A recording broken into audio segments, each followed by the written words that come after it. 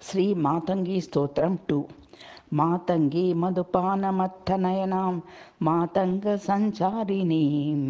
కుంభీ కుంభ వివృత్త పీవరకుచాం కుంభాదిపాత్రాంచితాం ధ్యాయేహం మధుమారణైక సహజాం ధ్యాతుః సుపుత్రప్రదాం శర్వాణీం సురసిద్ధసాధ్యవనితా సంసేవితా పాటుకాం మాతంగీ మహిషాది రాక్షసకృతధ్వాంతైకదీపో మణిః మన్వాదిస్తుత మంత్రరాజవిలసత్స భక్తచింతామణిః శ్రీమత్కౌలికదానహస్య రచనా చాతుర్యరాకామణిః దేవీం త్వం హృదయే వాసాద్య మహిమే మద్భాగ్యరక్షామణిః. జయ దేవి విశాలాక్షి జయ సర్వేశ్వరి జయ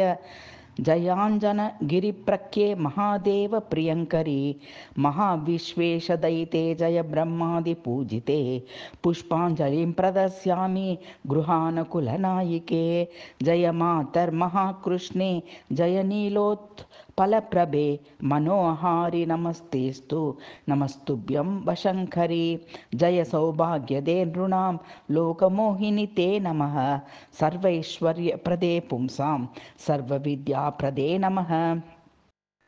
సర్వాపదాం నాశకరీం సర్వదారిద్ర్యనాశినీం నమో మాతంగతనయే నమశ్చాండాలికామదే నీలాంబరే నమస్తుభ్యం నీలాలక సమన్వితే నమస్తుభ్యం మహావాణి మహాలక్ష్మీ నమోస్తుతే మహామాతంగి పాదాబ్జం తవ నిత్యం నమామ్యహం ఏతదుక్తం మహాదేవ్యా మాతంగ్యా స్తోత్రముత్తమం సర్వకామప్రదం నిత్యం యః పఠేన్మానవోత్తమః విముక్తః సకలైః పాపైః సమగ్రం పుణ్యమశ్నుతే రాజానో దాసతాం యాంతి నార్యో దాసీత్వమాప్నుయః దాసీభూతం జగత్సర్వం శీఘ్రం తస్య భవేత్ ధ్రువం మహాకవి భవేత్ వాగ్భిః సాక్షాత్ వాగీశ్వరో భవేత్ అచలాం శ్రియమాప్నోతి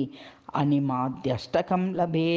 లభేన్మనోరథాన్ సర్వాన్ త్రైలోక్యేనాపి దుర్లభాన్ అంతే శివత్వమాప్నోతి నాత్ర కార్యా విచారణ ఇది శ్రీ మాతంగి స్తోత్రం.